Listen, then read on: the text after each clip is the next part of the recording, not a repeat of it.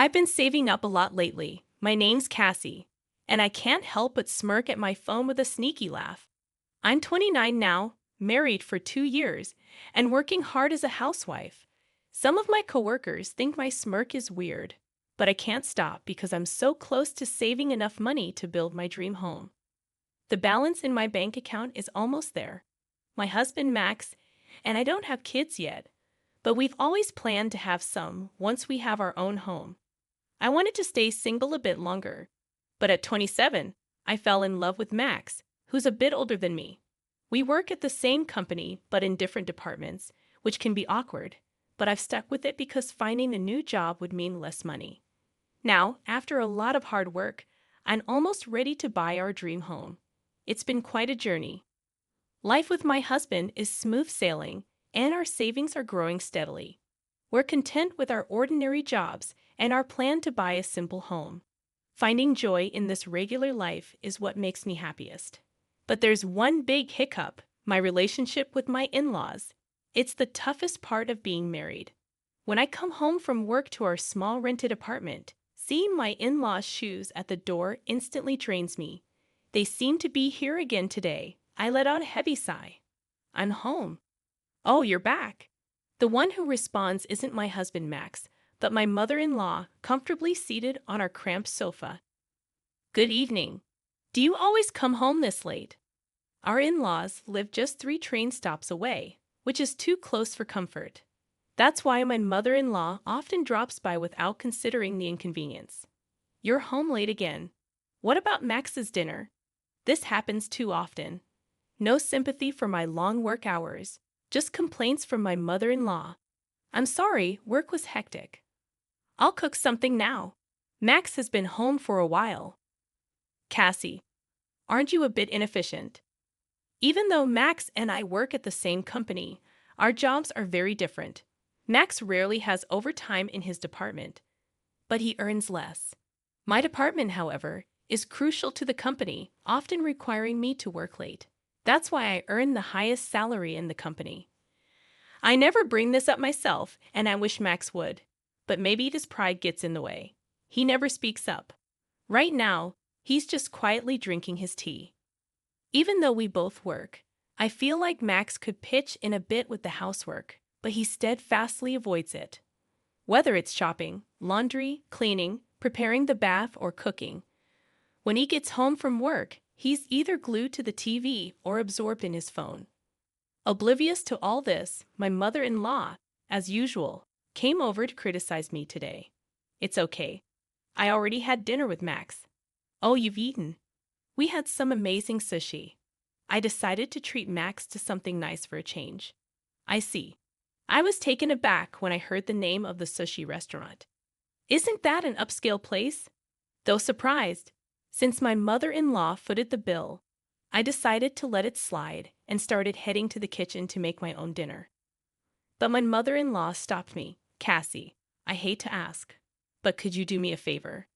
I'm a bit short on cash this month. Could you lend me some? Just as I suspected, my mother-in-law often asks for money like this. I wanted to say, hold on a second. That doesn't seem right. You went to a fancy sushi restaurant, didn't you? And last month, you said you were struggling and begged for money. I reluctantly gave you $300, even though we're also tight on cash. And the month before that, and the one before that. Aren't you being a bit careless? But I held back and managed a strained smile. I'm sorry, we're all having a tough time this month. Can't you do anything for your struggling parents? You're the cold one, not me. Who's really cold here? Your son, who neglects his duties at home, leaves his wife alone, and goes out to eat sushi. Seems pretty cold to me. Finally, my husband Max chimed in. Cassie's mom is in a tough spot. Can't you lend her a hand? Oh, so we're really struggling this month, huh? Well, Mom, I'll help you out. Max sighed and pulled $500 from his wallet, handing it to his mother. Max is such a kind and wonderful son, unlike Cassie. I was stunned as my mother-in-law shot me a glare and headed for the door. I thought she was leaving, but then she turned back and glared at me again. Max, if you ever want to divorce your money-hungry wife, You're always welcome to come back home. I'll keep that in mind. With a slam, my mother-in-law left. What was that all about? I turned to Max, who was already lounging on the sofa with his phone. I confronted him. Why did you give her $500? If we have that much extra cash, why not put it towards our household expenses? I had my reasons for asking. While Max pays the rent for this apartment, that's the extent of his contributions. I cover all the bills like utilities, phone, groceries, and other expenses because Max refuses to chip in. What do you mean? I pay the rent, don't I? You expect more than just that. You're so greedy. That's Max's usual way of avoiding financial responsibility. I'm taking care of everything else, including the phone bill you're holding. It's understandable you earn more, but I only make a bit more than your salary. We're barely making ends meet with our expenses and savings. Oh, you have enough to save? Then you should be fine. Suddenly, he reached out his hand when I mentioned savings. What's this for? I gave my mom $500, and now I'm broke. Can you lend me some cash? What? Seriously. This is unbelievable. Despite keeping almost all of his salary except for rent, Max always claims he's short on money every month. He used to justify it by saying, "A man needs to socialize and entertain," and I reluctantly went along. But not today. Why should I foot the bill for you and your mom's sushi? Why am I responsible for that? It's a way to honor parents. What about me? Neither Max nor my mother-in-law ever show appreciation. It feels like I'm just a paycheck to them. And what was that about considering divorce? Exactly what it sounds like. If you keep being so tight-fisted, I might have to consider it. With that, Max locked himself in the bedroom. He even went as far as locking the bedroom door. In our tiny apartment, there aren't many places to go.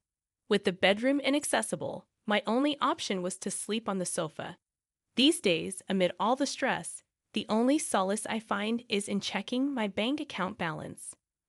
After enduring yet another round of sarcasm and financial demands from my mother-in-law, I'd open my phone before starting my overtime shift at work.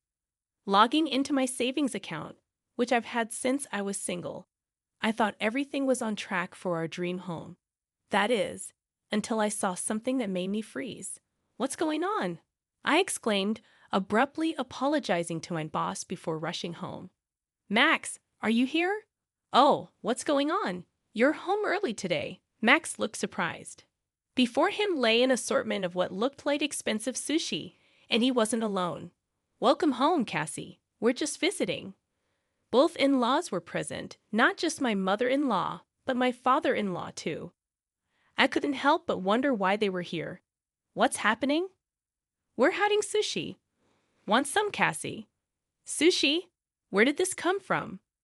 Oh, we had some extra cash, they replied. Pressing for more details, both Max and my in-laws seemed taken aback. I grabbed Max's collar, as if to keep him from escaping, and he reluctantly handed me something. It was the bank book for the account I had just checked online. Flipping it open, I was left speechless when I saw the transaction history. What's going on? How did you withdraw this? I demanded, my anger rising. Well, I just guessed the PIN, and it worked. Lucky me, right? Max replied casually, showing no remorse for taking out a large sum of money without my consent. I was furious and on the verge of exploding at Max for his nonchalant attitude. How dare you take my money without asking? The funds I had diligently saved since my single days had been withdrawn without my knowledge. Come on, we're married, aren't we? What's mine is yours. Don't be so uptight. This is the savings I've worked hard for since before we got married. Give it back. Relax, Cassie. What's yours is mine, naturally, Max said dismissively. Living off Max's support while secretly saving such a large amount of money. You're so greedy, Max accused, his tone accusatory. Yeah, exactly. You should appreciate me more. Who do you think you're depending on? It's unbelievable. I feel like I'm alone in this. Don't joke around. Taking my money like this is no different from theft. Give it back. Who's joking? Max snapped, clearly startled by the accusation. Annoyed, he continued, Don't forget, I'm the one paying the rent here, and I have plenty of social obligations to fulfill. Plus, I help my parents. Right. Max is such a wonderful son. You leave the rent to me and secretly save all this money. It's easy for you. You only cover the rent. You hardly ever entertain, yet you ask me for money while supporting your parents. Stop it. You married into this. It's only right for you to respect me and my parents. What's more, be grateful I haven't divorced you for being so useless, Max yelled, grabbing my hand and pushing me out the door. Hey, no sushi for you. Go cool off outside. I never expected to be kicked out. After standing there in shock for a while, I ended up spending the night in a business hotel. The next day, when I returned home, only Max was there. I was relieved the in-laws were gone. But then Max handed me a piece of paper. It was a mutual agreement statement, stating that if I didn't obey him, we would divorce. What's this? Listen, if you keep complaining, we're getting divorced. If you don't want that, just obey me silently. I'll take charge of the savings from now on, Max declared, flaunting the bank book. Then he got ready to leave. Where are you going? Out for a drink. What? Do you have a problem? Want a divorce? He taunted with a smirk and left. Such a foolish man. Did he really think threatening divorce would make me comply? My love for Max had completely vanished. Besides, did he seriously think there was still money left in the account he emptied? I had already withdrawn it all and moved it to another account. I felt uneasy keeping a large sum in one place, so I had multiple accounts. The bank book Max took was just one of them. I signed the paper without hesitation. Max's attempt at a threat didn't faze me. It was exactly what I desired. Quickly, I packed my belongings and left the house. I spent another night at a business hotel, and the following day, I took a day off work to file for divorce as soon as the city office opened. Then, I headed straight to a real estate agency. The previous night, while browsing on my phone at the hotel, I stumbled upon a property that caught my attention. A newly built detached family home near the station, perfect for commuting. It was almost love at first sight.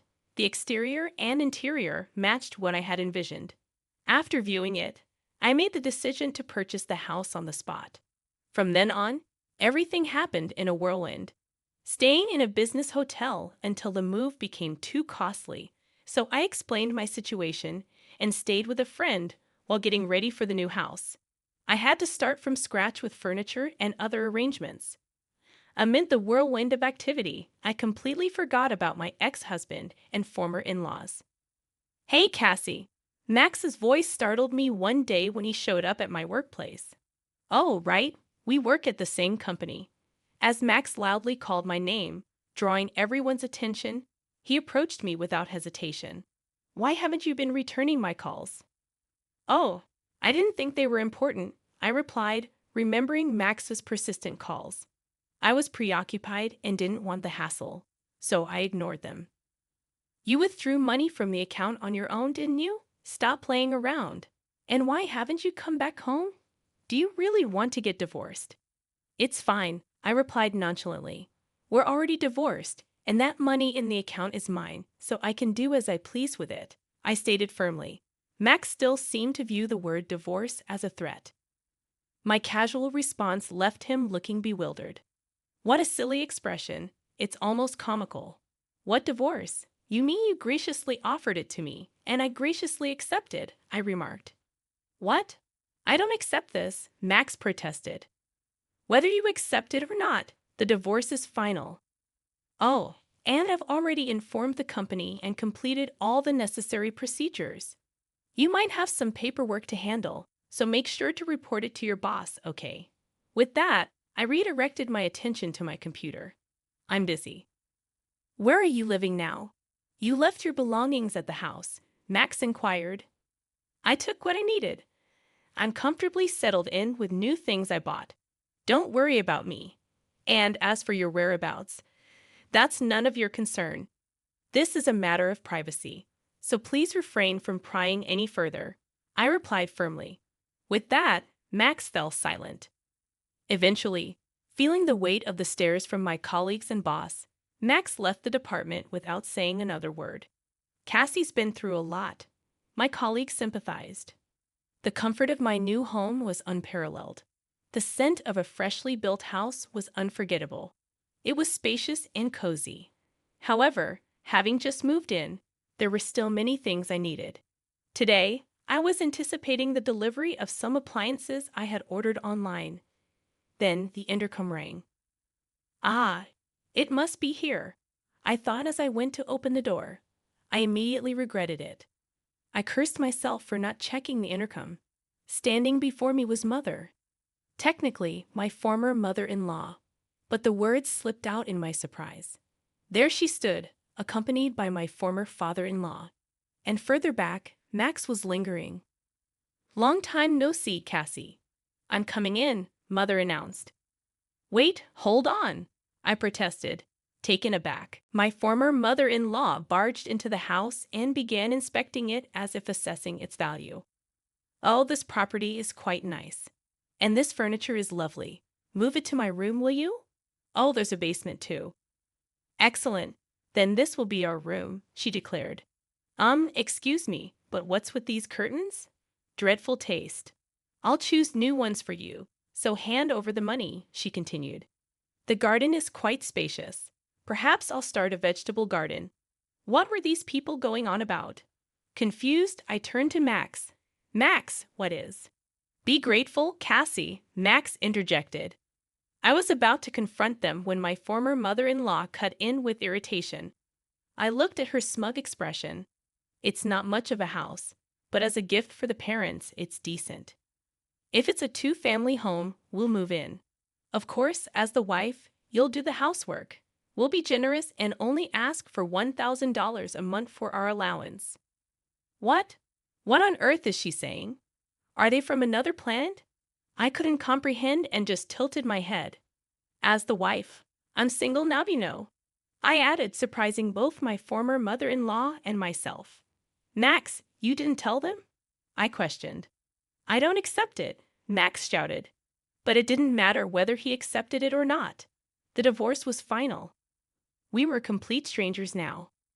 Upon hearing my declaration, my former mother-in-law's face paled.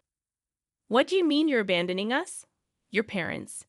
"My parents live in the countryside. I was planning to invite them over soon," she protested. "Don't joke around. This house is ours," she insisted.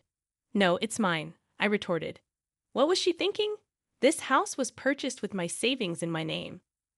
"Then where are we supposed to live?" she demanded. "I don't know. That's not my problem," I replied, feeling the weight of their expectations.